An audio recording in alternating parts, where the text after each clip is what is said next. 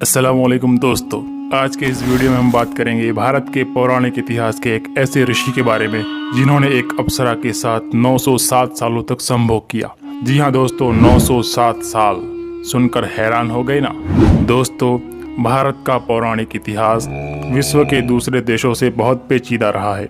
हमारा देश शुरू से ही ऋषियों महर्षियों की तपोभूमि रहा है। हिंदू धर्मों के कई सारे ग्रंथों में ऐसे ऋषियों महर्षियों के बारे में वर्णन मिलता है जिन्होंने अपने तपोबल से मानव जाति के लिए बहुत सारे काम किए। और बहुत से ऋषि ऐसे थे जिनकी ताकत और कुव्वत से देवराज इंद्र को भी डर सताने लगता था। दरअसल दोस्तों, देवराज इंद्र हिंदू मजहब के कई सारे देवताओं में से एक देवता है जो स्वर्ग के मालिक है और उन्हें अपने ओहदे के छीन जाने का ऐसे ऋषियों से डर लगा रहता है। इसीलिए जब पौराणिक समय में इंद्र को किसी ऋषि की तपस्या से भय लगता था तो वो उस ऋषि की तपस्या को तोड़ने के लिए और उसे भंग करने के लिए अपने स्वर्ग से एक खूबसूरत अप्सरा को भेज दिया करते थे। और ये अप्सरा उस ऋषि को कैसे भी करके अपनी खूबसूरती और अपने जिस्म की तरफ माइल करने की कोशिश करती थी और ऋषि अप्सरा की खूबसूरती देखकर उनकी तरफ माइल हो जाते थे और उनकी तपस्या भंग हो जाती थी। आज हम ऐसे ही ऋषि के बारे में आपको बताएंगे जिन्होंने एक अप्सरा के साथ 907 सालों तक भोग विलास किया। दोस्तों, कथा के अनुसार गोमती नदी के किनारे एक आश्रम था और वो आश्रम ऋषि कंडू का था। एक बार ऋषि कंडू ने घोर तपस्या करना शुरू कर दिया और तपस्या में इतने लीन हो गए कि उन्हें आसपास की चीजों का ख्याल भी न होता था। उनकी ये कठिन तपस्या देखकर इंद्र घबरा गए।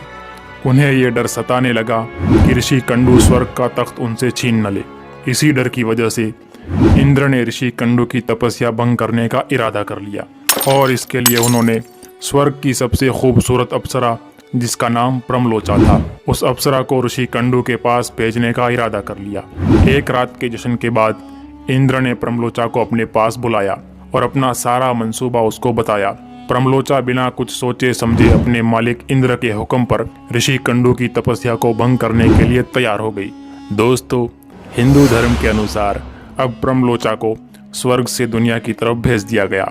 अब प्रमलोचा वहां पहुंचती है जहां पर ऋषि कंडू अपनी तपस्या कर रहे थे। प्रमलोचा ने अपनी हरकतों और शरारतों से ऋषि कंडू की तपस्या को तोड़ दिया।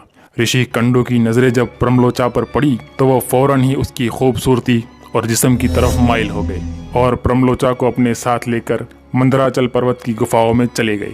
उसके बाद ऋषि कंडू प्रमलोचा की खूबसूरती में इतना डूब गए कि उसके साथ भोग विलास करने लगे। यहाँ तक कि 100 साल बीत गए। एक दिन प्रमलोचा ने ऋषि कंडू से कहा कि हे मुनिवर, मैं अब स्वर्ग लोक वापस जाना चाहती हूँ, लिहाजा आप मुझे खुशी खुशी जाने दीजिए। प्रमलोचा के मुंह से जाने की बात सुनकर ऋषि ने कहा कि अभी थोड़े दिन और रुक जाती तो अच्छा होता। ऋषि कंडू को उदास देखकर अप्सरा थोड़े दिन और पृथ्वी पर रुकने को तैयार हो गई। फिर ऋषि कंडू ने उसके साथ अगले 100 साल तक भोग विलास किया। फिर एक दिन प्रमलोचा ने स्वर्ग जाने की इजाजत मांगी, लेकिन ऋषि ने इजाजत नहीं दी और भोग विलास करते रहे। यहाँ तक कि 100 साल बीत गए। उसी गुफा में ऋषि कंडू ने प्रमलोचा के साथ 100 साल और भोग विलास करना जारी रखा।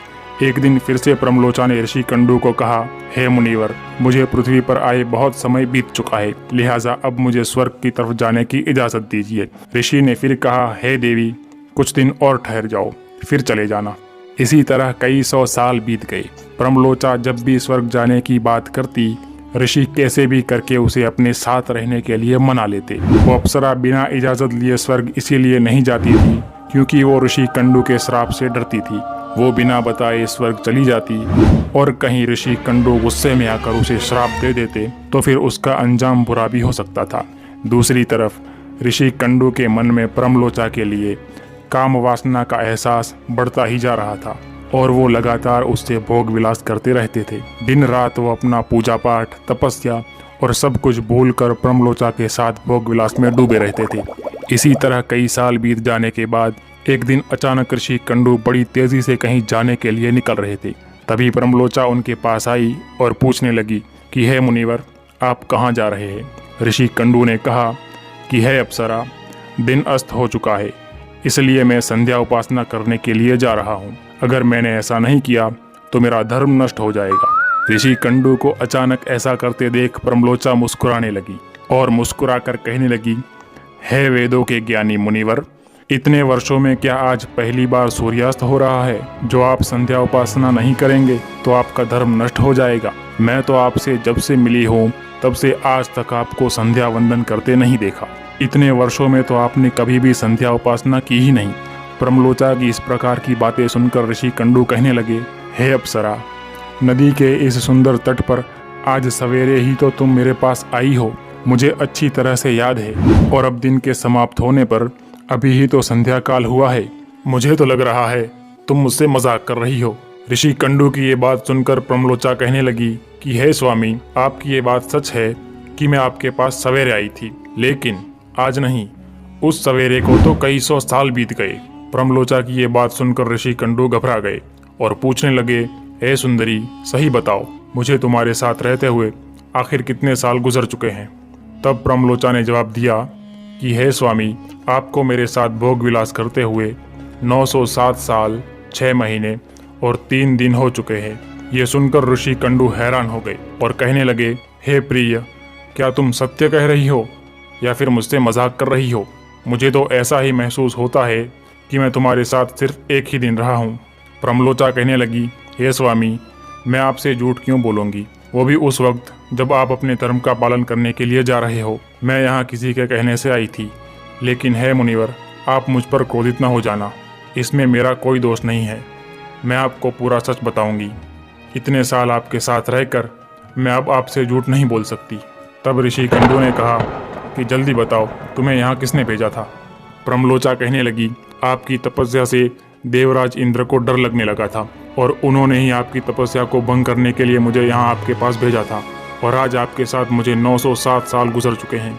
प्रमलोचा की जुबान से सच सुनकर ऋषि कंडू परेशान हो गए और कहने लगे, धिक्कार है मुझ पर, मेरा धर्म नष्ट हो गया। एक औरत ने मेरी बुद्धि नष्ट कर दी। एक औरत की वजह से मेरी पूरी जिंदगी की मेहनत ज़ाया हो गई।